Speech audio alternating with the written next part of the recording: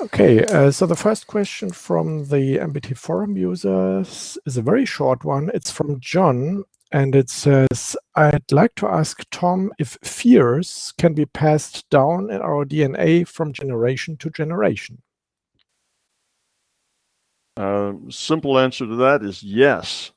We think that it takes hundreds of years before we can modify things that are in the genetic code. That evolution is a very slow mover over millennia, and it is in many ways. But in the smaller picture, it isn't a collective way. We, the human race, don't change very quickly, but we as individuals, it's surprising how easy it is actually to modify our own DNA and pass that on, to our children.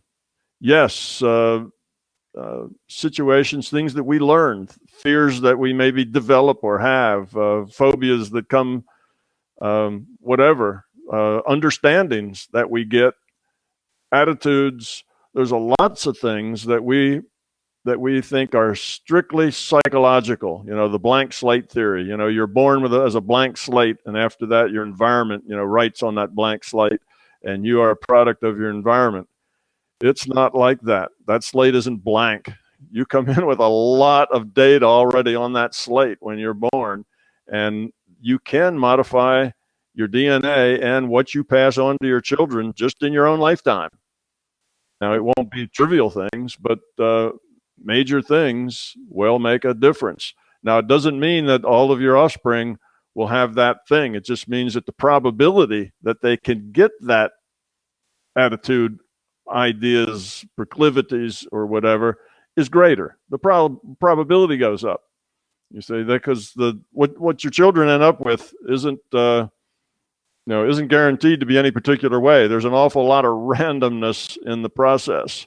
And I call it randomness, not true randomness. It's just such a complex process that nobody really can follow the thread of causality that carefully. So it appears to us to be a lot of randomness in that process of what you might get out of how things just happen to go together. But the short answer is just yes, you can change your DNA and pass that on. Again, it's I guess a product of the concept that the mind leads and the body follows. Your consciousness can modify, physical things with its intent. So if you have strong intents and strong ideas and strong feelings about things, that will modify things in your body to support that. And those things then become encoded in your DNA. So, we know that in a lot of ways. We know that people who have high anxiety, they're always upset, they're always arguing, they're always fussing, they're always angry, they always are fighting with somebody. We know these people generally get ill. They don't live real long. Those aren't the long livers. The long livers are the people who are laid back, relaxed, enjoy their life. They tend to live longer than those that are uptight and angry and upset. Why? Because all of that anxiety tends to modify their physical systems into pathology, because that is pathology of consciousness turns out to be pathology in the physical body. It's the mind leads, the body follows. What the body is there for is just to set constraints. So the body is the avatar. The avatar sets constraints on what the consciousness can do. The elf can only jump so high, run so fast, stay so long underwater, or, you have dire consequences. It's the physical world sets the constraints. The elf can't walk through the tree because that's a constraint in the rule set of that world. So it's the same with our bodies. Our physical bodies provide a set of constraints within the rule set of what the consciousness can do with that avatar. And as that consciousness grows or changes or becomes something else, then that physical body, that avatar, has to modify within the rule set in order to support what it is that consciousness is doing. So the mind leads, the body follows, and that includes the genetic structure as well. Now, that's a concept that isn't very widely understood either. That's about in the same place with virtual reality, I suppose, to most scientists doing work in genetics or so on. But it's an idea that's catching hold there. Bruce Lipton has a lot to say about that sort of thing. If you were go to listen to him, he's a biologist that can talk more biology terms than I can, and he would agree with that it's the body follows the lead of the consciousness, because the body kind of represents, in a way, what the consciousness is. The body kind of changes itself to meet the consciousness. People who are constantly negative, you'll see that they do not have good health, but it also changes their physical appearance. They appear differently. Their faces change. Their the way they move, the way they walk, their posture, all the things that are these physical traits all change to reflect the consciousness that's inside. So people who are feeling really, miserable and down and, life sucks and all that, they're not going to have the same kind of posture as somebody who's very positive and thinks, life's a lot of fun and I can't wait for the next exciting day to happen, sort of thing. And just the posture between those two thought sets is different. You see, the body expresses what's in the mind to a large degree and will modify itself to support what's in the mind. So it's a very close connection to the consciousness and the quality of the consciousness and the physical process. That's how the avatar. That's part of how the avatars evolve to better processes. Is that first the consciousness has to evolve to allow better processes. As the consciousness gains quality, then the ability of the avatars to support that quality changes as well. And that's another part of the evolutionary process that's not random. You see, the evolutionary biologists would start with the premise that all your changes start out as random processes, right? It just happens. It just happens, and because it happens, and it's more survivable, then it persists, and it happens, and it's less survivable, it goes away. Okay, those are called mutations. Just mutations are random things, and then the environment either pushes them forward or gets rid of them. Well, if you take that theory that all evolutionary change starts out from random process, you should have a different picture evolve than what we see here. So the evolutionary biologists have a hard time explaining this. It's sort of like the physicists that can't explain the double slit experiment. The evolutionary biologists can't explain why we don't have a lot more variety than we have.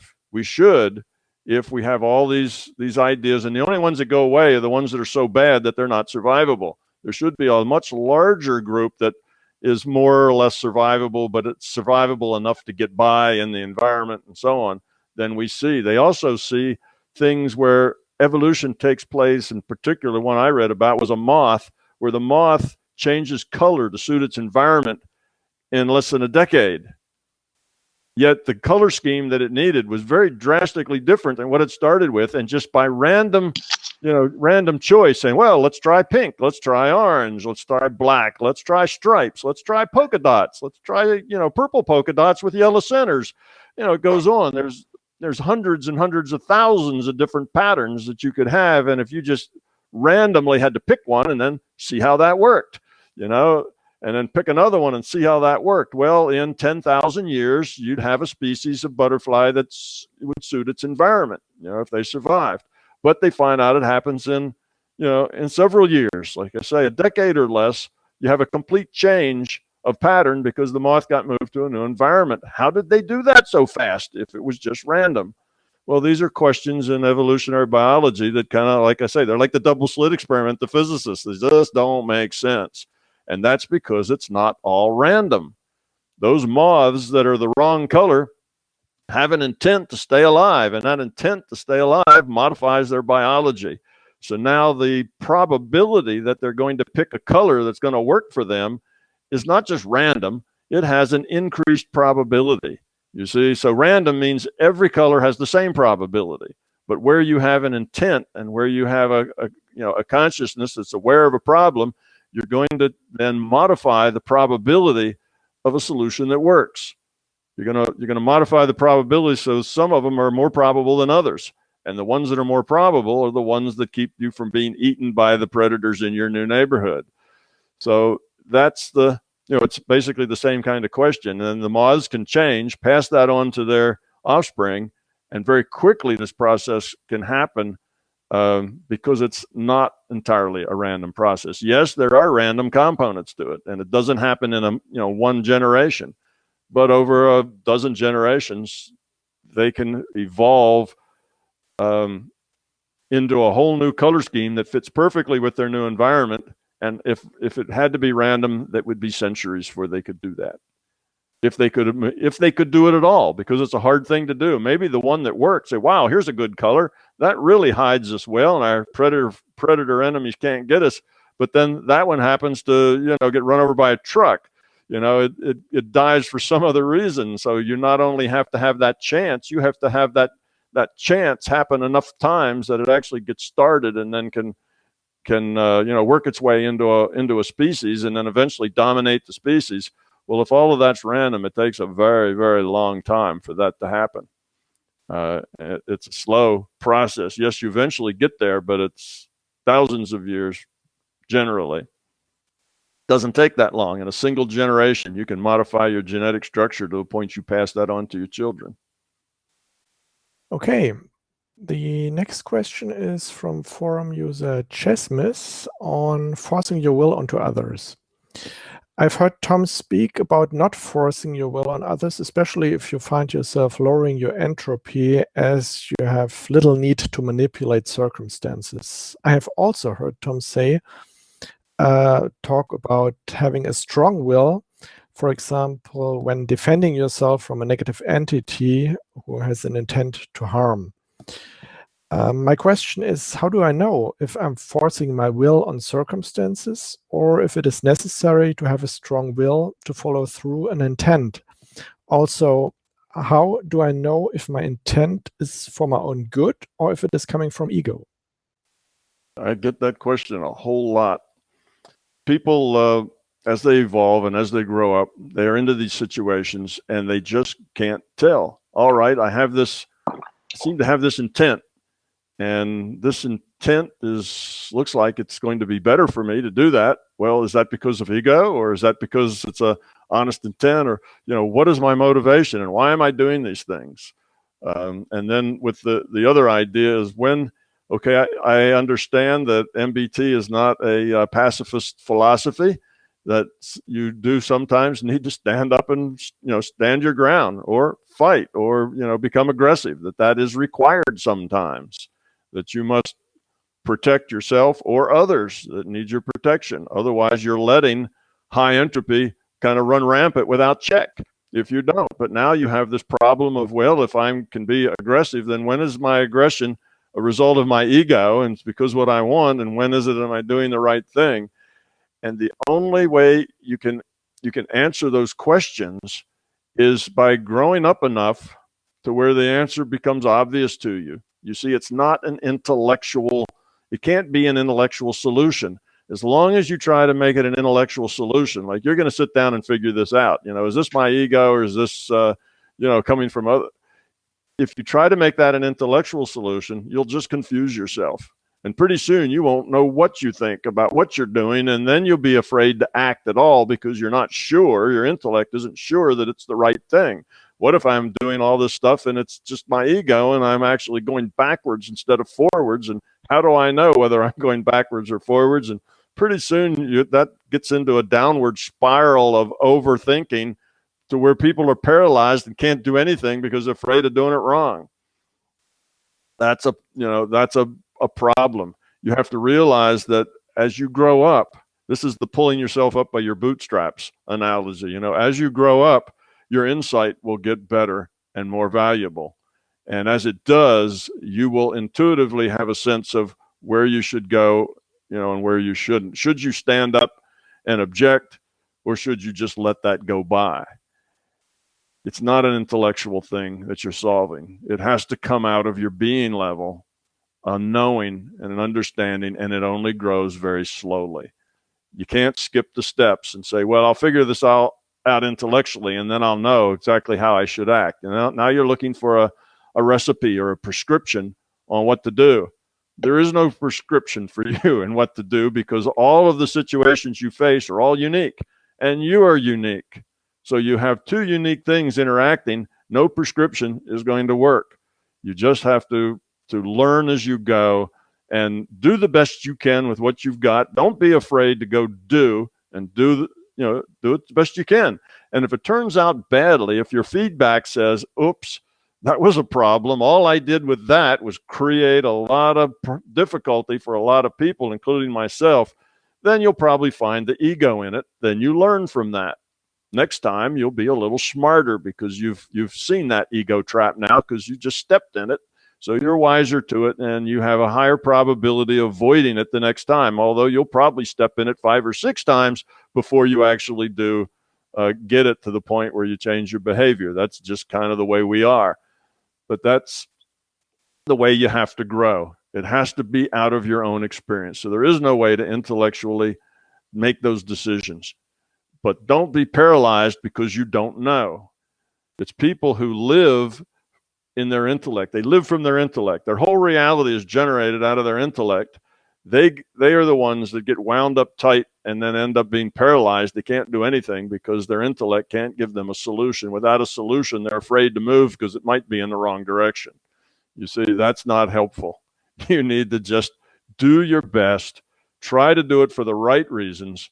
Watch the feedback, do it again, watch the feedback, and eventually, even if you're a slow learner, you'll get it. And if it's working for you and the feedback is good, then go that way. And if it isn't, then figure out what's wrong and try to change it. And that's the process of pulling yourself up by your bootstraps. So there is no easy answer to the question, because you're a unique individual. All your circumstances are unique to you. You just have to do the best you can with what you've got at the time. But you can be aware of your motivations. Why am I doing this? What's the basic thing? And if you say, well, I really don't know, it might be ego, might be anything. And you can say, well, what are my alternatives? Any alternatives seem better to me? And you might say, well, no, I think I ought to do this. Well, then do it. Just go do it and watch for where the chips fall. Let the chips fall, but be aware of those chips. How are they falling? How are you affecting other people? What's your net effect on the world? Is it lowering entropy or is it raising entropy? And you have to do that assessment in the long term, because sometimes you have to raise entropy in a short term so that it'll lower in the long term. Oh no, another one of these things that you don't know, another thing to worry about. Don't worry about it. Just do it. Watch what you're doing and then learn from it. So we have to not get in the mindset that we shouldn't make a mistake. We have to get in the mindset, we'll do the best we can. And if it's a mistake, we'll learn. So you do things with eyes open and awareness of how you're affecting others and how you affect yourself. And eventually you will figure it all out and do just fine. But it's a slow process of pulling yourself up by your bootstraps. And there's no easy way to get around that. That's why it takes a long time. That's why we have to go through so many lifetimes to do it, because it's a slow process of trial and error and being aware enough to sort out the feedback and see what it's telling us, and then try it again. Trial and error and sort out the feedback. And that's our whole life is like that. You just do what you have to do it the way you think is best for the best motivation you can come up with. Don't do those things that are not good motivation, and see how it all comes out. And that will, in 6 months or a year, lead you into a totally different place of being. And in a decade, you will be a totally different human being. So at least most people, it won't take that long. You just have to do it, but you can't know what the right answer is. You have to experiment and figure out what the right answer is. It's not something you get in a book or somebody's going to tell you. It's got to come out of your own experience. Again, not your experience, not your truth. Okay.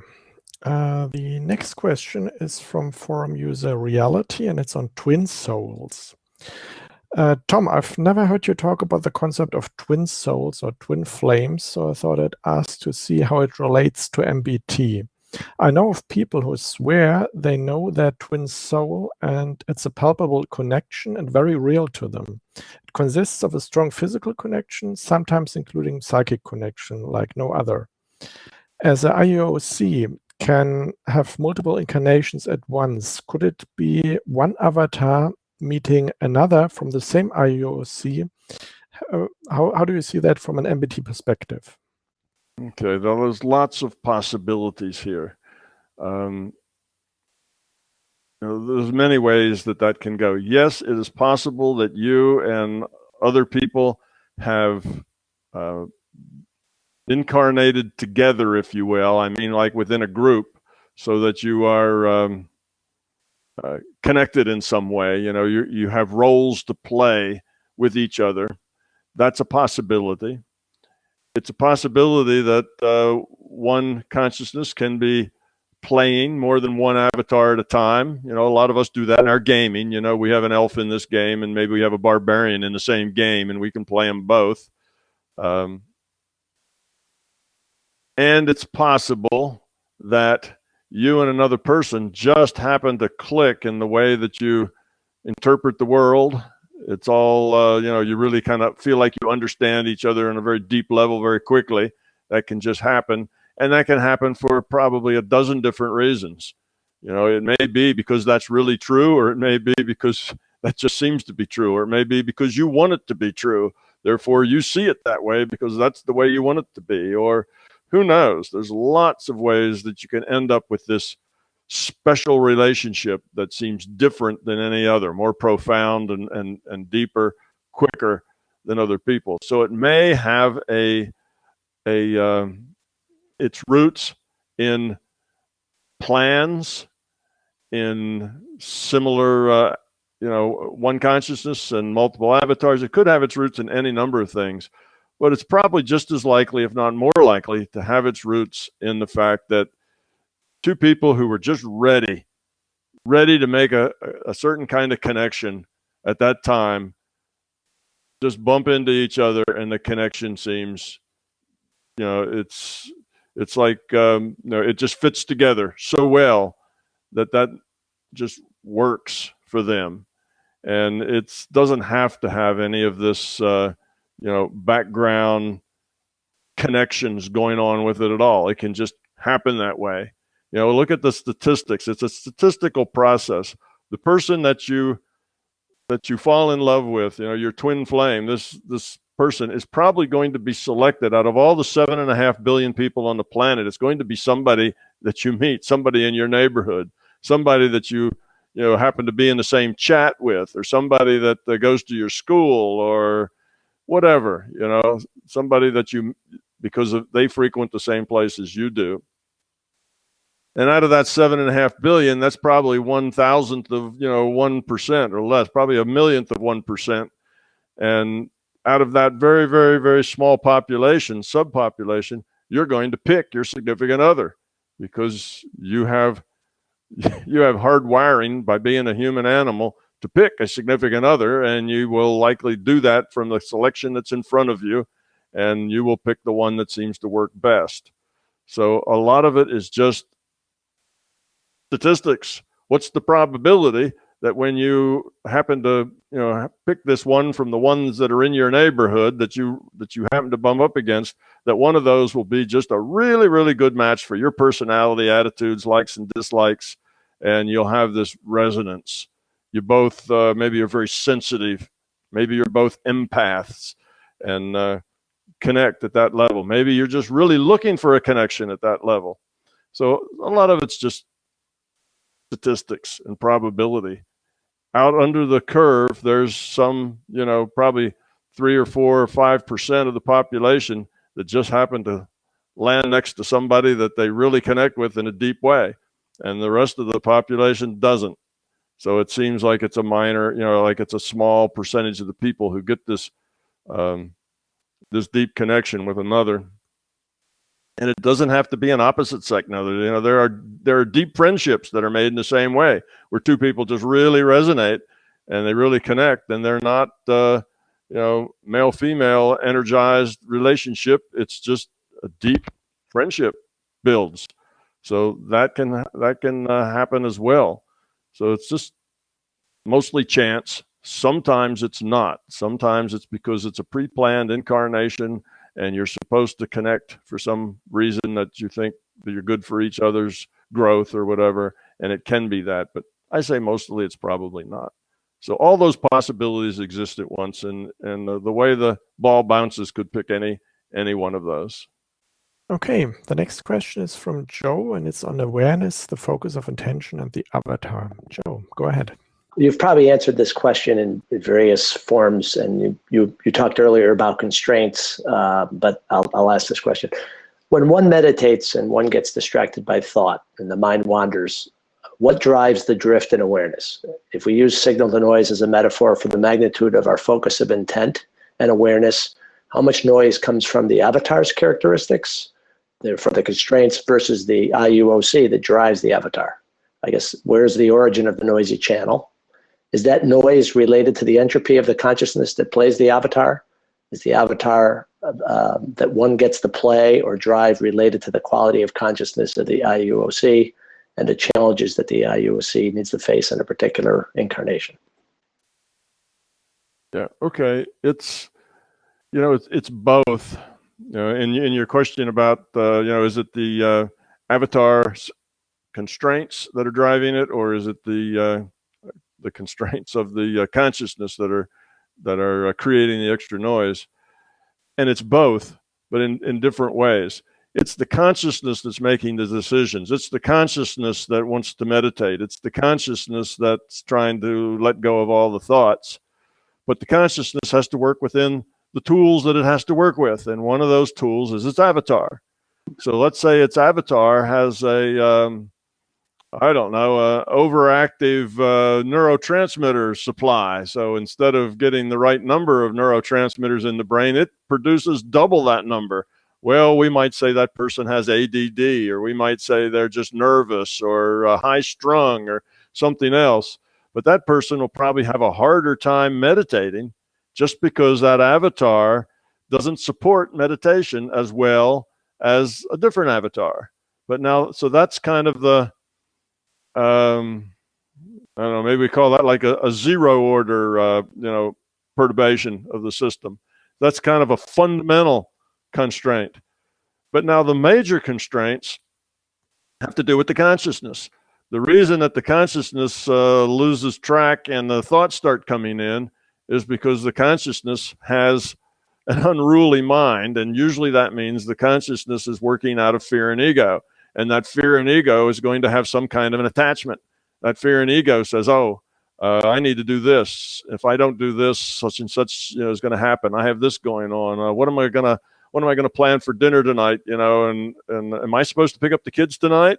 And you have all this stuff going on that's about you and your life and controlling the things in your life and what you have to do and why you have to do it. And most of this is your ego trying to manipulate your life to be the way you think it needs to be. And those thoughts will just keep intruding. So that's then a property of the consciousness. That has nothing to do with the avatar. But the avatar may have that fundamental, there's like a fundamental frequency there that's the real big kind of frequency. The avatar will bring that in, can make the whole process more or less efficient or likely. Typically, it's not the avatar, though, that drives the problem. Typically, unless you have a dysfunctional avatar, like I say, too many neurotransmitters, or maybe the avatar just hit its thumb with a hammer, a half hour before, and that thumb is just throbbing. Well, now that's the rule set, and you are going to have to deal with that. It's going to be a little hard to let go of that. So in cases like that, the kind of zero order perturbation, if you will, the avatar matters, but mostly it's the noise level in the consciousness, that the consciousness can't let go of things. It keeps reaching out and grabbing things and grabbing thoughts. And often the idea of letting go is sometimes a little scary itself, because if you let go of everything, it's a scary idea, because what's going to happen? Who are you if you let go of everything, most of us, because we're dominated by ego, define our reality in terms of the things we do, in terms of our responsibilities and our actions and our plans and our manipulations. And that's who we are. We're the person who's doing this and this so that our children will do that and that, so that our spouse will do this other thing, so that, and we've got all this stuff going all the time. And it's that stuff that reaches out and you're connecting to. You keep connecting to all of that idea. So that's where most of the noise comes from. It's from the consciousness itself that isn't just able to say, just let go. And it is scary for some people. Now, some people, they just never think about it. It doesn't scare them at all. But some, they have this idea that if I let go all of this stuff that defines me, because they define themselves in terms of all this stuff that they're doing, if I let go of all of that, who am I? Well, I just kind of drift off in the void and not come back. Who am I to let go of that? Because their definition of themselves, how they see themselves, is in terms of their ego and their interactions with others. That's how they define themselves. And letting go of that can be like letting go of yourself. It's like losing yourself. Will I come back? What will all of these things that define me? So it's difficult for some people, and that will create noise. That's just an attachment. You're attached to these things happening, and you're being responsible for them. And we do have to keep track of things. If you have to pick your children up after school and you're saying, well, I got 20 minutes here, I can meditate. Well, you need to be done in your 20 minutes so that you can go pick your kids up. That is an important thing to do. That's a responsibility. So you set an alarm, or every couple of minutes you peek at your wristwatch, and you learn to go in and out of a meditation state very quickly in order to do that. Or you say, well, not a good time. I'll meditate, after I pick up the kids, and we'll do it later. So you do have things to deal with, and that's not means that that's a problem. You do have to be responsible, but you need to be able to just kind of deal with that gracefully. If you're not dealing with it gracefully, then it becomes noise in your system. It's just like when I say, let go of your outside environment when you meditate. That doesn't mean that you don't hear the traffic in the street, or you don't hear somebody comes walking through your front door of your house. You still hear that. You're just not attached to it. You're not connected to it. You don't operate on it. It's just there. And you hear it, and you don't start thinking, oh, that's my wife, and she's just come in the house, and she's going to do this and that, and she's going to want me to do this other thing. Well, if it comes to that, it's time to stop meditating. You got responsibilities. Get up and go help your wife put the groceries away. You need to do that. But if you can be in a good meditation state, you can be in point consciousness and still be aware if your phone rings, the doorbell, or something else. But you could just let it go. Okay, it's just the phone. I'll see who it is later. I can just let that go. But if you immediately start saying, well, I wonder, was that the school calling? Maybe one of my kids are sick or something, and your fear and other things get into it, and your ego, and then you're done. Well, you might as well just let go of the meditation and go pay attention to business. Otherwise, it's going to bug you all through your meditation. You'll be frustrated at the end of it, and it won't have worked. It'll be the opposite. So you just got to know when to hold them and when to fold them, right? And when to just let it go, because the world is not cooperating with you at this time. So that's, I guess, kind of the best answer. We don't have to let go of things like completely. Sometimes we do that, and that's nice, but we can still be in this world. And you learn that when you learn resiliency by meditating in unusual conditions. It's difficult, but you can get it. You can meditate while you walk around. Now, not while you're playing hopscotch or, dancing or something, be a bad choice. But if you're just walking in a park, you can do a meditation and still see where your feet are. So you're not going to step in a hole or run into anybody. You can still pay attention enough. You can learn to do those kinds of things. And that'll develop some resiliency in your meditation, where you can meditate in a noisy place. You can meditate, in a bright place where people are talking and having conversations. You just have to not attach to any of them. You just have to let them be part of the background, and that's okay. And then you find when you're in a real quiet place is when it just all drifts away and you don't have any sense of your environment at all. But if somebody were to ring your doorbell or your house was to catch on fire, it's not like you'd be sitting there, burning up with the fire because you're meditating and you've lost touch with the reality.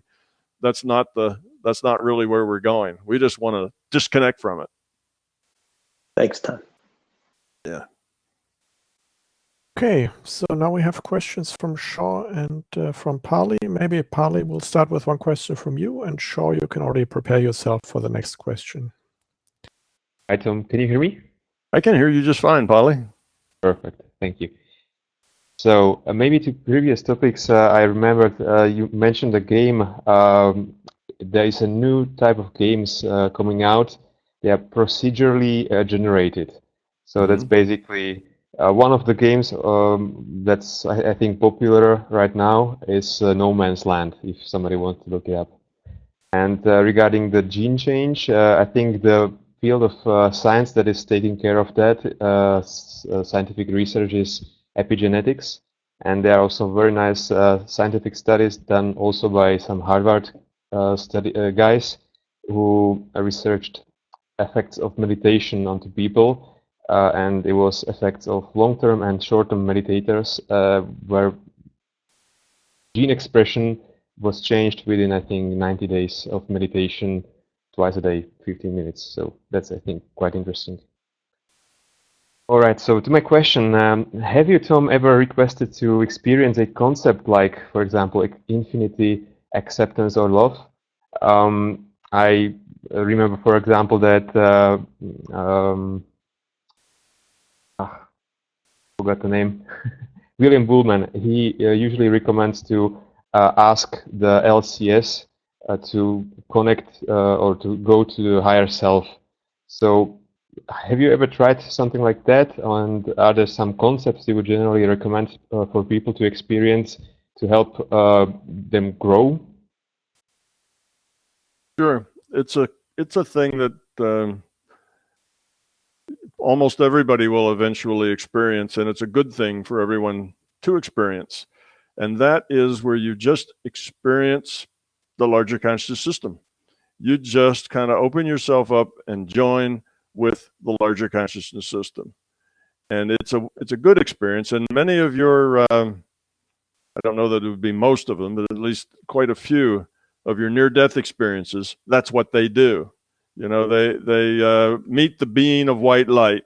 And when they do, they kind of, they kind of merge with it and they feel this love, and it's total love and acceptance. They also have an awareness of everything in existence, and they feel a part of everything in existence.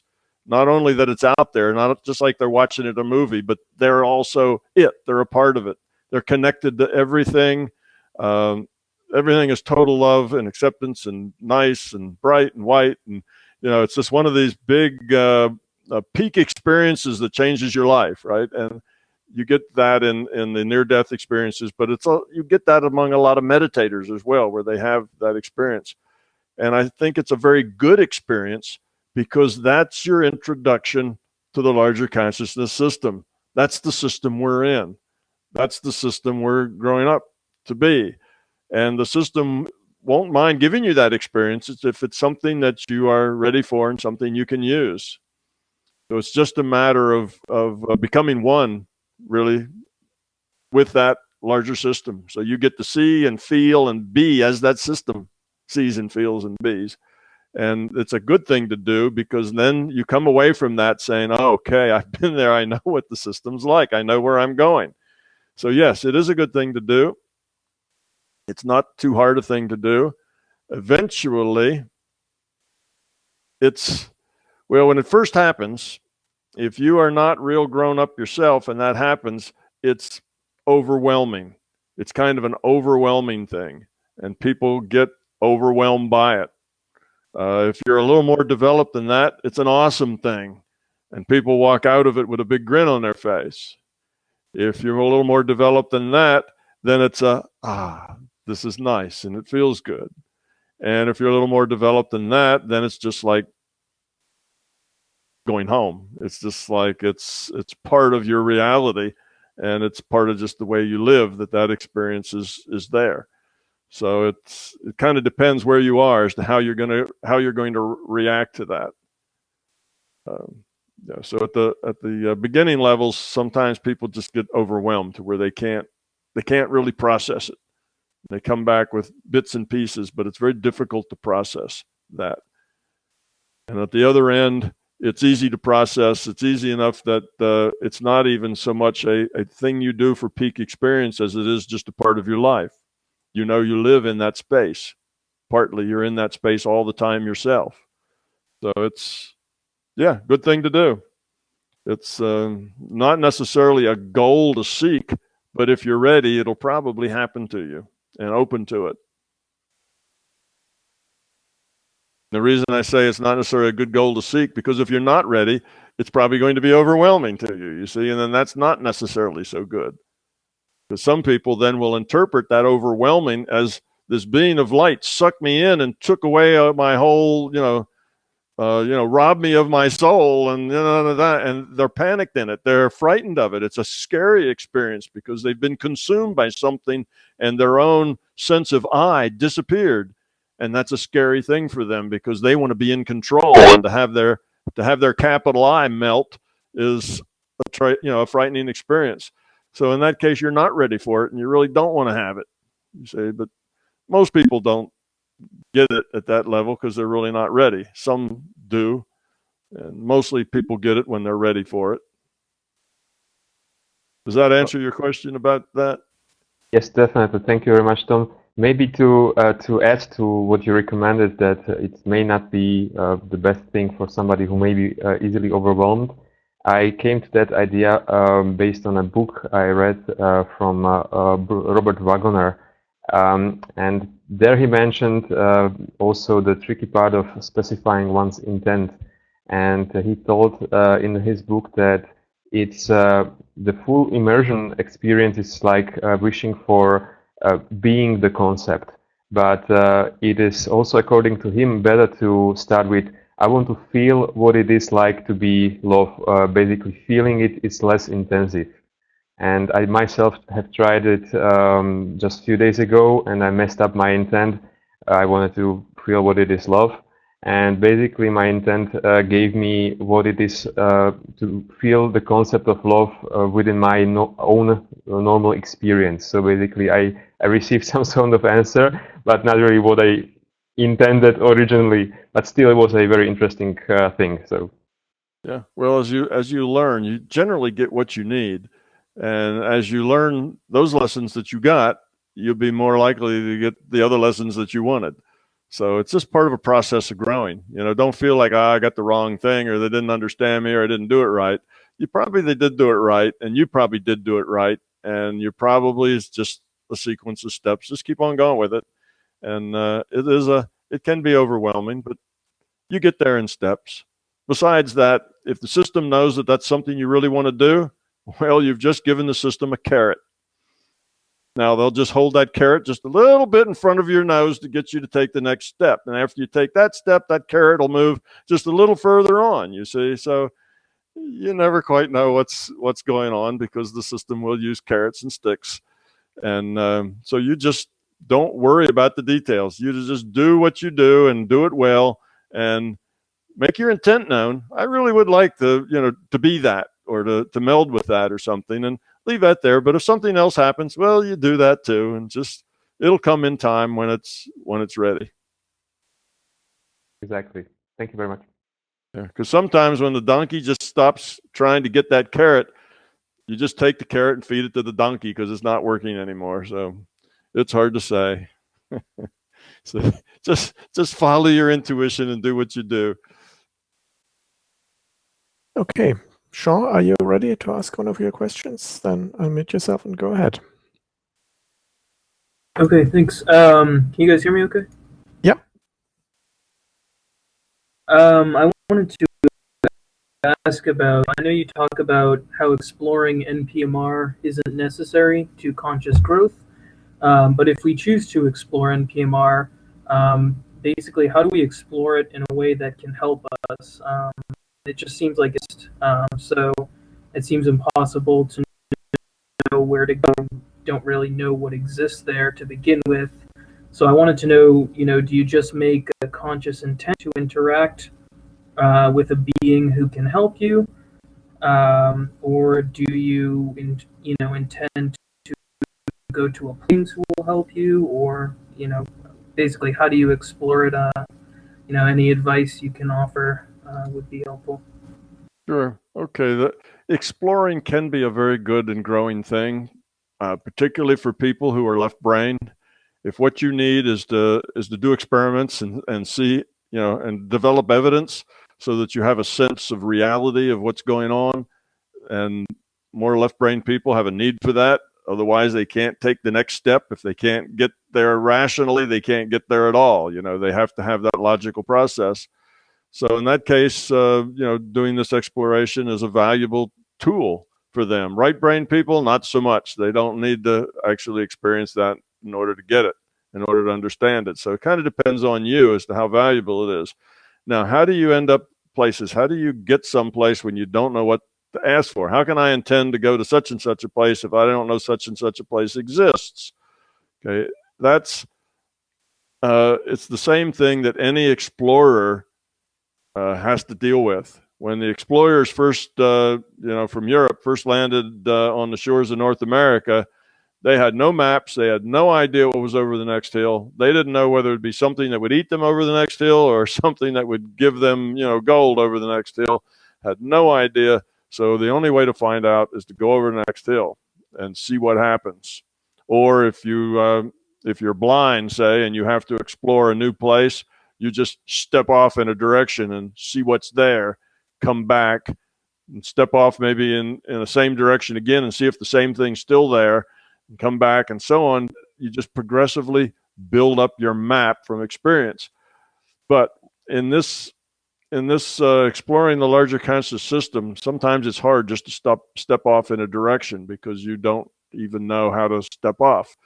So I would suggest doing something that allows the larger consciousness system to take hold of the rudder of yours for a while and do what is good for you. And that is have an intent that says, I would like to have an experience from which I can learn something valuable for my growth, for my understanding of this reality. I'd like to understand this reality better. I'd like to get a sense of the reality of it. Give me an experience that will help me do that, and then be open. And often you will have that answered. You will get an experience that will help you learn something. But now you have to not have an expectation of what that experience is going to be. If you have an expectation, I know I'm going to go to the, Bob and Rose Park and sit in the park bench and talk to, Bob and his friends. If you've got that kind of an expectation, nothing probably will happen. You just have to say whatever, and then let your mind go where it goes. Just flow with it, and that will be your experience. Then you can build on that experience next time. The nice thing about that is, if let's say you go to a place, let's say you go to some other reality frame and you meet some interesting being there and you have a good, interesting conversation, now you can always go back, and all you have to do, you have the address now. I want to go to that place, where I met this person. I want to go and reconnect with that person in that place. And now that's an address, and your intent can take you there. But before you ever went there, you had no address, so you couldn't go there. It's like on Google. If you pull down Google, sometimes where you type in what it is you want to search on, the Google will come up and say, I feel lucky. And that means you just hit the button, and Google will deliver you some information that it thinks you might be interested in. So you just hit the button and it goes out, probably not entirely randomly, because it kind of knows your history probably. Now, I don't know how Google works, but we can assume that they know a little bit about your history and using Google.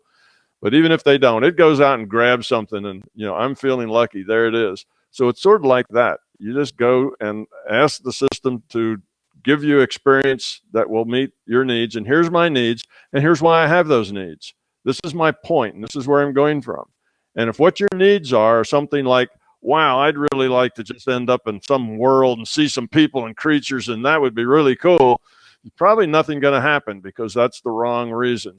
This is not an amusement park. You're not at Six Flags, And this is not about doing something really cool that's fun and exciting. This is about growing up. So if your reason has to do with your own growth and kind of where your sticking points are and what would help you get unstuck and why, and if you bring that up and deliver that with your request, and it's good reason, then there's a high probability that you'll go there. Once you go there, you have the address and can always go back.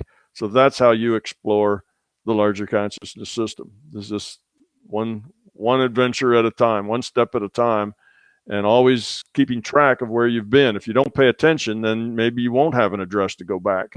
It'll get foggy in your mind and you will kind of lose it. So after you've been to a place, go back to it 4 or 5 times afterwards. Build up that address and that ability. So it's a matter of, that's why I said, like a blind person, he doesn't just go off and walk in some random direction. He takes a step out, sees what's there, then takes a step back where he was, then makes sure that he kind of gets that orientation, goes out there again and finds the same thing. Now, next time he may go a step beyond that and then come back 2 steps. What he's doing is building a map and a territory and a knowledge of how to get there and how to get back. And you need to do the same things. You're not in an amusement park, so you're working. Stay serious and stay focused on your growth, and it'll all fall in place by itself. You won't really have to control anything with your intellect. Because if you want to control it with your intellect, then you don't know how, because you've never been anywhere. So how do you have an intent to go someplace when you don't have any addresses in your address book? That's a problem. The other thing you can do is, as you meet people, and you can meet people just by saying, I would like to talk to somebody out there, and here are my requirements of who I'd like to talk to. Because if you leave it open-ended, you're liable to get anything. Some things might just want to play with you. They may say, well, look at this, some human out trying to talk to somebody. Hey, should we go talk to him? Yeah, let's go talk to him. This should be fun. You may get that kind of an attitude. So you want to be careful what your intent allows. If it's totally a wide open intent, I want to talk to someone, you will have a probability of kind of getting a wide open, selection of stuff back, and it may not be what you want. So be focused on what you want. What really do you want and why do you want it? And that'll be probably your hardest job, is to find that focus, and then go just put that intent out there, be open to it, no expectations. If you have an expectation of what you want it to be, it probably won't work for you. You have to take it as it comes, and then work with it. Work with whatever you get. So that would be my advice, how to proceed.